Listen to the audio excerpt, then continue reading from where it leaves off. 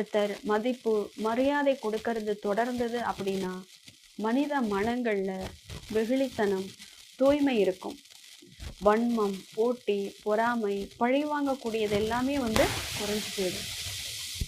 மதிப்புக்குரியவர்கள் அப்படின்னு யார நம்ம சொல்ல முடியும் அப்படின்னா, யாரு சுயமரியாதையில இருக்கிறாங்களோ, அனைத்து குணங்களும் நிறைஞ்சவர்களா இருக்காங்களோ, அவர்களை தான் மரியாதைக்குரியவர்கள் அப்படின்னு நம்ம சொல்ல முடியும். பொதுவாகவே, இயல்பாகவே நல்ல குணம் உடையவர்களுக்கான மரியாதை தானாகவே கிடைக்கும். அவர்களுக்கான மரியாதை என்னமோ அது தானாகவே கிடைக்கும். மரியாதை அப்படிங்கிறது ஒரு வழி பாதை கிடையாது. மரியாதை கொடுக்கறதுங்கிறது இரு வழி பாதை. கொடுக்கறதின் மூலமாக தான் நம்ம பெற முடியும். கொடுத்தாதான் நமக்கு கிடைக்கும் அப்படிங்கிறத புரிஞ்சுக்கிட்டோம் அப்படின்னா, இங்க பிரச்சனையே கிடையாது. உறவுகளுமே பலமாக இருக்கணும் அப்படின்னா, நம்பிக்கையும்